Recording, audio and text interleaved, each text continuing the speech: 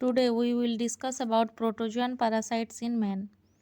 So before going to the topic, let's first know what is protozoan parasite. Protozoan parasite might sound complicated, but they really are not that hard to understand.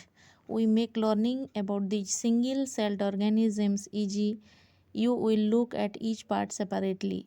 What are the two parts? First one is protozoa and then parasites.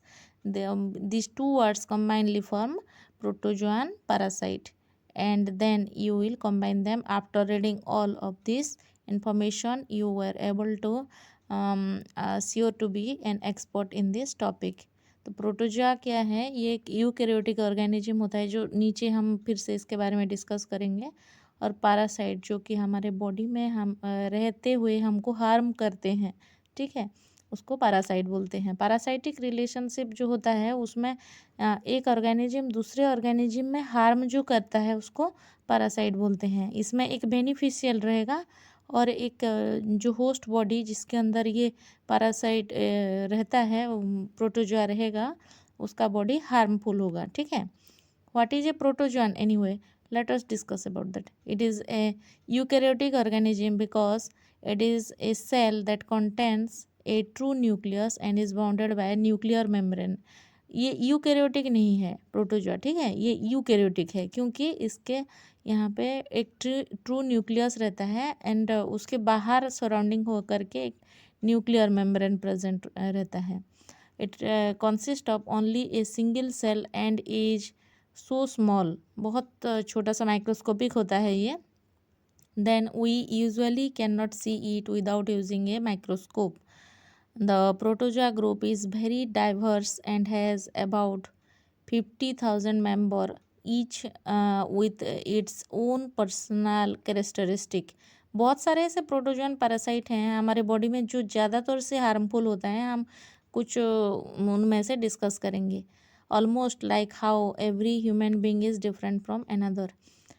Protozoa can be found in almost every place you can imagine here on earth.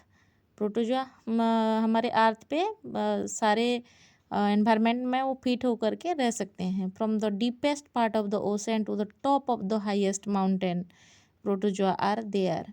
They can be found in pond, streams, rivers, swamps, and in most soil. Even the most polluted water contains some specific protozoa. कुछ polluted water में कुछ ocean के deep तक से रहते हुए वो mountain के टॉप एरिया तक, मतलब पूरा नीचे से होकर के ऊपर तक सब तरफ में ये प्रोटोजोन फैले हुए रहते हैं, ठीक है। इवन द पोल्यूटेड वाटर में भी कुछ प्रोटोजोआ के स्पेसिस पाया जाता है। Protozoa have a life process similar to animals because they can obtain their food by taking up food particle from the environment rather than making their own food by photosynthesis. कुछ protozoan में से autotrophic होते हैं जो कि अपना food particle खुद बना सकते हैं। फोटोसिंथेसिस जैसे होता है प्लांट में, ठीक उसी तरह photosynthesis is used by the plants to absorb energy from sunlight and converting the absorbed energy into organic compounds that are consumed as food. In contrast, protozoa will usually obtain their nutrition by engulfing food particle and small nutrients particles such as bacteria, algae और even other protozoa. कुछ bacteria के spaces भी ऐसे होते हैं autotrophic type के, और कुछ algae स्पेसिस होते हैं, और भी हैं प्रोटोजोआ के कुछ कुछ स्पेसिस जो कि अपना खुद अपने सर्वाइवल के लिए वो अपना न्यूट्रिशन प्रोसेस को कंटिन्यू करने के लिए वो अपना फोटोट्रोपिक मोड शो करते हैं, ठीक है। ऑटोट्रोपिक जो लाइफ साइकिल वो दिखाते हैं अपने। Most protozoa live in the environment are not harmful except for the disease producing protozoa that we will talk about soon. Many types of protozoa are even beneficial in the environment because they help make it more productive. They improve the quality of water by eating bacteria and other particles.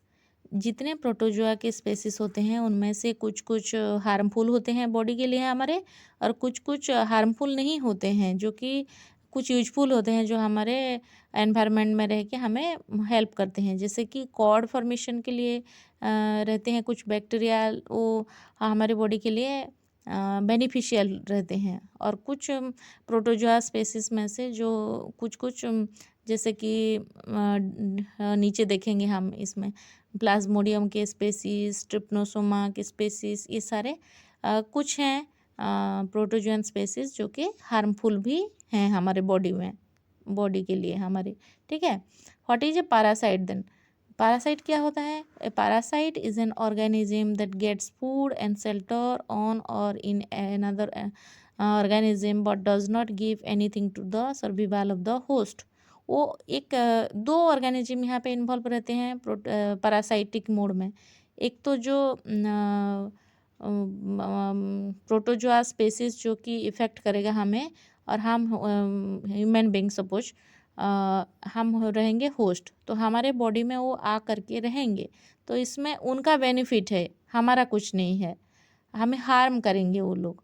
इस तरीके का relationship को parasitic mode कहा जाता है। For example, a parasite in our body could live off our cells, our energy, or the food we eat, and as a result take away from the nourishment and energy we require to be active and stay healthy. When there is parasitic instead of our body, we are at risk for sickness, disease and different health challenges.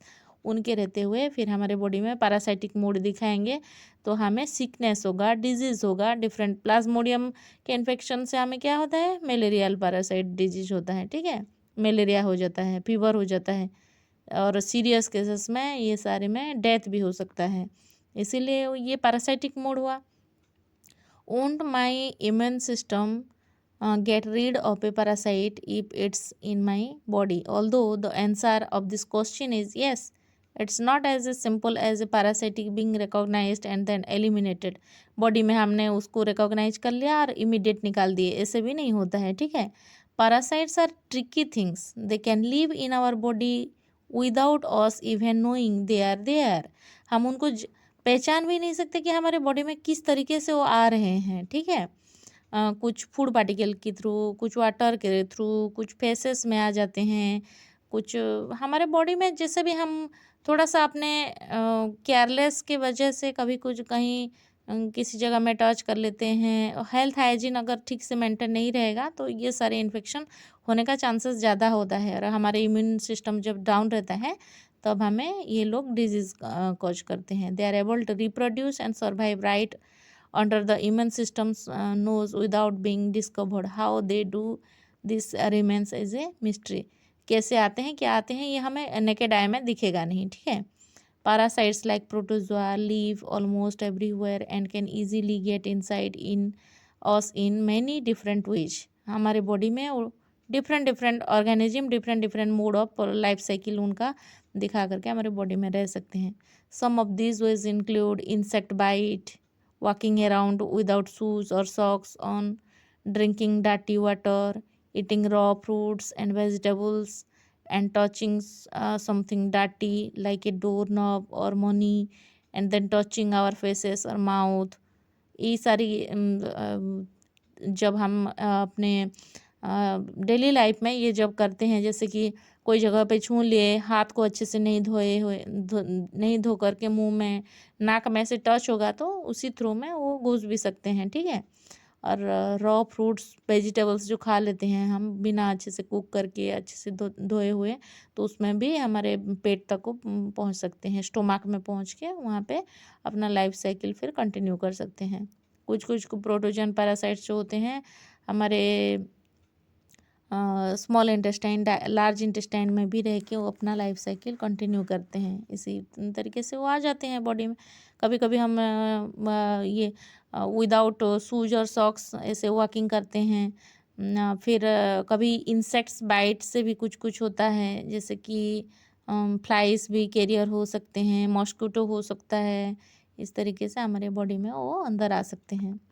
So we will learn about protozoa and we have learned about parasites. Let's put them together. अब उनको हम कम्बाइनली कहेंगे हम protozoan parasites.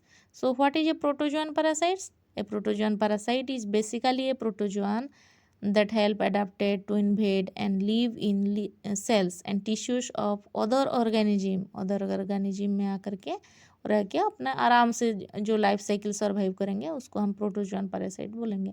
We could say that a protozoan took lessons from a parasite to learn how they live and survive, and then slowly started changing to become more like them. A protozoan went from the being able to survive on its own in the environment and muching of others. Protozoan parasites cannot live in the open environment on their own like other protozoa. Other protozoa की तरह protozoan parasite जो खास तौर से होते हैं, जो हमारे बॉडी के अंदर रह के सर्वाइव करते हैं, वो ओपन एनवायरनमेंट में नहीं रह सकते. ठीक है. But most invade another organism's body to obtain protection and नूरिशमेंट.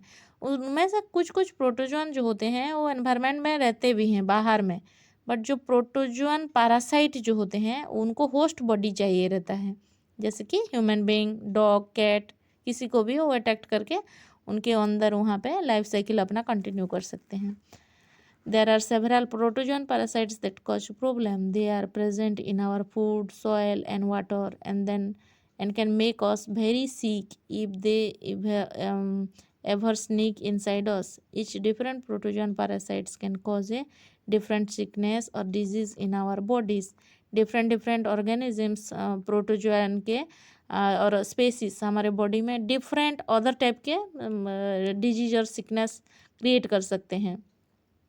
Some can cause serious diseases of the respiratory tract and central nervous system, including brain, cranial nerves, spinal nerves like this, while other live in our intestine and cause symptoms like diarrhea and are not deadly. Diarrhoea भी होता है हमें, कभी कभी brain में infect हो जाता है, कभी कभी रेस्पिरेटरी ट्रैक्ट में, कभी कभी डाइजेस्टिव सिस्टम में, यहाँ पे आकर के अपना लाइफ साइकिल कंटिन्यू करते हैं ये. Some examples of the non-deadly protozoan pathogens are Cryptosporidium, Giardia and Entomoeba histolytica. ये जो हैं ये कुछ कुछ प्रोटोजोआन पैरासाइट्स हैं, ये हमारे बॉडी में रहते हैं. ये जियार्डिया, ये जो डायरिया होता है बीमारी, उसका ये वायरस का फिगर है. ठीक है.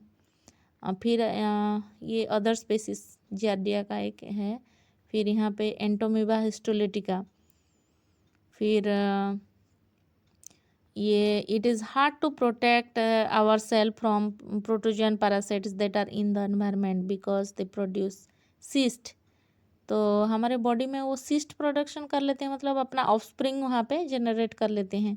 ए cyst has very resistance wall that surround and protect the protozoan parasite and make it able to survive extreme environmental condition. जब अनफेवरेबल एनवायरमेंटल कंडीशन वहाँ पे उनको मिलता है तो फिर अपना एक सिस्ट फॉर्मेशन कर लेते हैं. सिस्ट मतलब एक ऊपर में मोटा सा थिक सर्किल वो बना करके उसके अंदर छिप जाते हैं. फिर जब सूटेबल एनवायरनमेंट आता है फिर वो अपना सिस्ट वॉल को रप्चर करके बाहर निकल आते हैं. Such as big changes in temperature and too much or too little water. इस हालत में वो अपना सिस्ट फॉर्मेशन करके वहाँ पे छिप जाते हैं. ठीक है. This means that once a protozoan parasite cyst is in the environment, it can wait a long time for the perfect chance to get inside our body to infect us. और body के बाहर भी वो लोग faces through से और कैसे भी करके हम उनको एनवायरनमेंट में अगर चला जाएंगे तो वहाँ पे भी वो सिस्ट फॉर्मेशन करके रह सकते हैं बाहर में, और तब अपना लाइफ साइकिल कंटिन्यू नहीं करते हैं. जब हमारे बॉडी के अंदर आते हैं, हम होस्ट बन जाते हैं, फिर जाके उनका लाइफ साइकिल कंटिन्यू होता है. Since they are everywhere, it is important to be careful and try to avoid them, just like we talked about in the parasite section. Remember to fully cook all your meat and fish. Wash your hand often and not to drink dirty water. It is also important to be extra careful when swimming in lake, pond and even in swimming pool. तो इनके infection से बचने के लिए हमें अपने body का ज़्यादातर से हाइजीनिक रहना चाहिए और केयर करके रहना चाहिए. ठीक है. अनकुक्ड फूड नहीं खाना चाहिए, उसके थ्रू भी वो आ सकते हैं, वहाँ पे सिस्ट करके रहे होंगे, फिर जब हम खाएंगे ना हमारे अंदर आ करके फिर अपना लाइफ साइकिल कंटिन्यू कर लेते हैं. इसीलिए अच्छे से कुक्ड फूड और स्पेशली मीट फिश ये सब अच्छे से कुक करके खाना चाहिए। हैंड वॉश अच्छे से करना चाहिए। अगर बाहर कहीं जा रहे हैं तो अपना हैंड अच्छे से धोते रहना चाहिए। स्विमिंग पूल वगैरह में जब स्विमिंग करने जाते हैं तो हेल्थ का थोड़ा सा केयर करके, क्योंकि वो माउथ के थ्रू भीतर हमारे स्टोमक में चले जा सकते हैं। One small swallow of water could be enough for those protozoan parasites to sneak inside.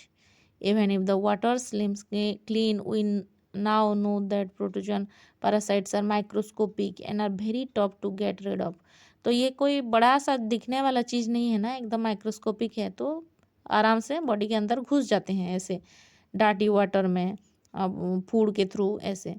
They can still be there without our knowledge. If we make sure to follow these rules, we can stay one step ahead of those little organisms and stop them from making us sick.